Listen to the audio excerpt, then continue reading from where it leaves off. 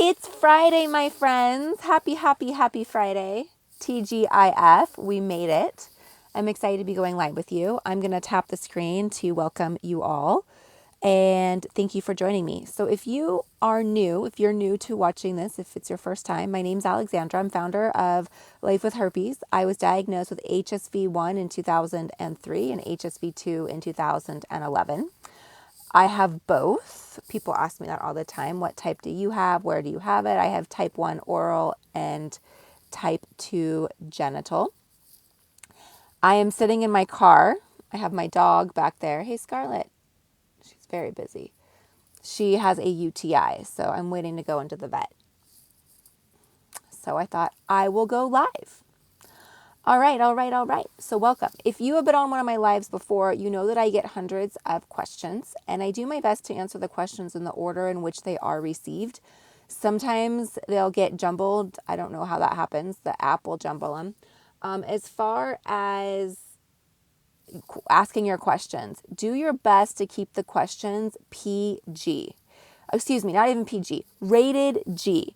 So a lot of times the app will go, we silence this question for the safety of the community. So anyways, I don't know why, but they're trying to keep the community safe because we're just over here trying to talk about life with living with a lifelong STD. And we're not trying to make it anything that has to do with inappropriate behavior, just talking about what it's like to be diagnosed with a lifelong STD. All right, so going ahead and ask your questions. I've been getting a lot of questions about pregnancy. So that's been really interesting. I've been having a lot of questions about pregnancy. People will say like, well, can I get pregnant or can I, have a baby, or how does that work? Is the baby safe in utero? What about delivery? Do you have to have a C-section? Do you have to go through IVF? Do you have to have a surrogate? All of these things. So let me just clarify that. So I'm a mommy. I have a little boy. He is going to be 4 in February. And I was able to have a vaginal delivery. I was able to have a delivery that was completely natural. Well, it wasn't natural. I did have the epidural. But anyways, when the baby is in utero, when the baby is in your tummy, he or she is completely safe from HSV. So it is a skin-to-skin transmission. It's a skin disease. It is transmitted skin to skin. So it's not a blood disease. It's not transmitted via the umbilical cord, anything like that. It's not transmitted in utero. It is transmitted skin to skin. So the concern is not while the baby is in your tummy. The concern is during delivery. So there is a chance that your child could pick up neonatal herpes. Could be quite serious. It could be quite dangerous because at that point the babies do not have any immune system. And so how would this child, protect him or herself from a potential infection like herpes? So that is the concern. What my doctor did is he put me on the antiviral a few weeks prior to my delivery to ensure that I did not have an outbreak so that I could deliver my son. This is going to be something that's going to be up to you. This is going to be something that's up to you and your partner, and decide what works, what doesn't work, what feels good, what does your doctor feel comfortable with, what does your doctor not feel comfortable with, all sorts of things like that. But it is possible to have a vaginal delivery, and it is possible to have a child that is herpes free. So my son is herpes free. And yeah, so that's that quick thing. I saw some questions coming in. Before I get there, I just want to thank you guys for joining me. I appreciate that. I appreciate you. If you are new to this, definitely follow. I have been going live. I have been talking about my life with herpes since 2017. So it is something that I have dedicated my passion to. It's more like a purpose. I have Life with Herpes. I have thousands of videos. I have hundreds of blog posts. I am talking about this, and I've been talking about this since 2017. So if you know someone that needs to hear it, definitely share it with them. If I have no reason to believe I have herpes, should I still get tested for it? Absolutely. That is a great question. Even if you don't think you have herpes, you should still get tested. The majority of the population has herpes and they don't know. 90% of the people living with genital herpes will never be diagnosed. 90% of the people living with genital herpes will never be diagnosed. They don't know they have it. And why is that? Because most people are asymptomatic when it comes to dealing with herpes. They're asymptomatic. They don't know. They don't have symptoms. The other reason why is testing is not included on the STI panel. So even if you are a responsible sexually active adult and you go in to get tested and you're like, hey, I want to get tested. I want to see what's up. Herpes is not included. You have to specifically ask for it. I was just looking online. I haven't spent any time doing this recently, right? I don't get tested for herpes anymore because I know I have it, right? And I was like, okay, if I wanted to go get tested, how would I do it? And when I was looking online and I was looking at going to like an STD clinic or things like that, it was, you had to add on herpes and it was expensive. You had to add on HSV1, you had to add on HSV2. So many people are just not going to do that. Thinking, well, why do I need to? It's not included in the panel. Why would I want to get something extra? Another thing is people go, well, I'm not going to do HSV1 because everybody has that, right? But I would want to know if I had it or not for a couple of reasons. One, if you have A types, if you have type 1 or type 2, you are less likely to pick up the other type. So that's going to be important when you're knowing, when you're dating and someone does come to you and say, hey, I have herpes. The other reason is, of course, you're going to want to know because you're not going to want to accidentally transmit herpes to a partner, right? That would be a hard conversation and that would be a difficult one. I do have a lot of people come to me and they're like, I didn't know I had herpes. I transmitted it to my spouse of 10 years. We've been monogamous. What do I do? How do I handle it? My spouse is going to think I had an affair or something. So to bypass those conversations, it's important to put all the cards out on the table up front, and therefore we know. So yes, I would get tested for herpes even if you don't think you have any signs or symptoms. Why don't scientists trust atoms? I have no idea. I do not know. Because they make up everything. Does your hydration affect breakouts? So I would say I've noticed that when I am dehydrated or if I'm not working on all cylinders, for lack of better words, yeah, my immune system is shot. My immune system's working harder. My body's working harder. So I have talked to people that say, hey, when they are not hydrated, they get outbreaks. I haven't noticed for sure, like if I have a dehydrated day, I live in Las Vegas. I have days that I am dehydrated. I haven't noticed that I've that correlation. For me, it's more of exhaustion or stress. It's that pure exhaustion or that you can feel the adrenaline going through your body. It's like you're super stressed out and that adrenaline is just going through you. What is the test like? There's a couple of different tests we can do. If you do have an outbreak, the way that you would get diagnosed is 3 different ways. Well, if you have an outbreak and you go in and you say, I have something going on, they can diagnose you a couple different ways. They can do a clinical diagnosis, which is they look at it and they listen to your symptoms and they say, oh, okay, that sounds and looks like herpes. That'd be a clinical diagnosis.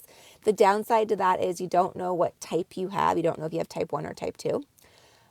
If you have an outbreak, you can go in and they can swab the actual blister, and that would be taking the viral DNA and shipping it off to a lab or looking at it under a microscope to see what you have if it is herpes. So that's another way if you have an outbreak. If you do not have an outbreak, what you can do is you can go in and get a blood draw and look for the antibodies in your blood.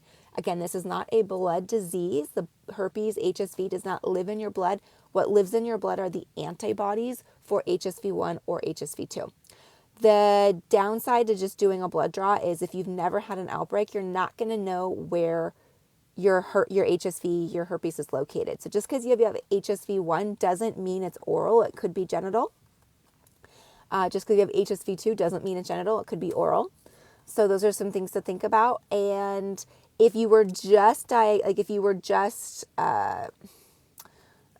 if you just came in contact with the virus, like let's say today's Friday, let's say you hooked up last weekend and your body hasn't had an outbreak yet, like it hasn't had time to develop the actual infection, you're probably gonna be negative on the blood test because your body hasn't had the chance to create the antibodies. How can I avoid transmission? I do not have any type of symptoms.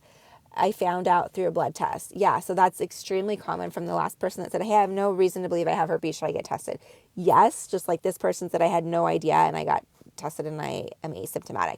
The good news is if you're asymptomatic, you are less likely to transmit it because you don't have outbreaks. When you have outbreaks, that is the most, like, the viral DNA is present. Like, you got it going on, right? It's there. However, through viral shedding, when you're asymptomatic, you can shed the virus asymptomatically, meaning you have no signs or symptoms that the virus wants to pop up to the surface of your skin and it can transmit to other people. So the best way, number one, is communicate with your partner. Find out if your partner has herpes. Let your partner know. Communicate. You and your partner decide what you want to do. The next thing, if you wish, you can take an antiviral that's going to lessen the transmission rate by 48%, even through asymptomatic, even through the asymptomatic shedding. That's something, if you want to, I would talk more to your doctor about. Me personally, if I don't have an outbreak, if I don't get outbreaks, I'm asymptomatic, I probably would not take an antiviral because I'd think, like, why would I take something that I don't need? But if you feel more comfortable with that in a new relationship, if it's in the infancy of a relationship or you're dating multiple partners, I think that would probably be something I would look into. The next thing you can do is take some natural supplements. Ooh, and I have my shop and I can add my products. Let me do it. You can take lysine. I'm adding it. I'm going to pin it. Let's see what's happening. Pin. There we go. You can take lysine. It's an essential amino acid. It's a protein that can help block the replication of the herpes virus. And other ways it can help prevent transmission to a partner because you're naturally blocking the replication of the virus internally in you. So that's something I would potentially look at. This is something that you can take. This is a non-negotiable for me. I take lysine daily.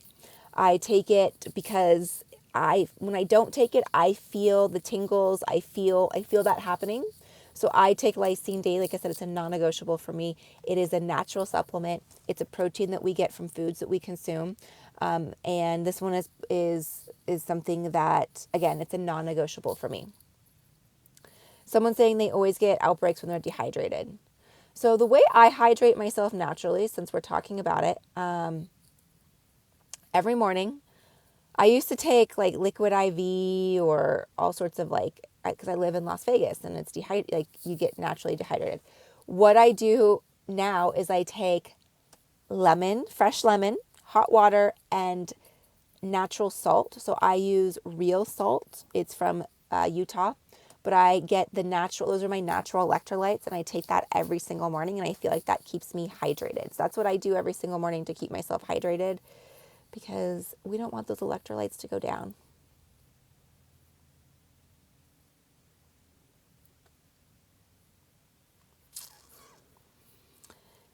Someone's saying you take lysine daily as well. Absolutely. Be careful with lysine if you have kidney issues. Thank you. Yeah, there's always like pros and cons to everything. Of course, taking the antivirals be something to be aware of if you have kidneys issues. Are they working on some sort of inoculation for herpes? Yes, they are. I do not know the details on that because I'm a believer, and this is the message I want to put out there. I'm a believer in not waiting to be rescued. I'm a believer in living your life, not letting something hold you back, and using it as an opportunity to grow from. This didn't happen to me. This happened for me. This happened for me in order to potentially change my lifestyle. This happened for me in order to realize how confident I am. This happened for me in order to go out and get out of my comfort zone. So while that would be a wonderful thing to have some sort of inoculation for the HSV virus, I don't want any of us to sit here and wait for something like that.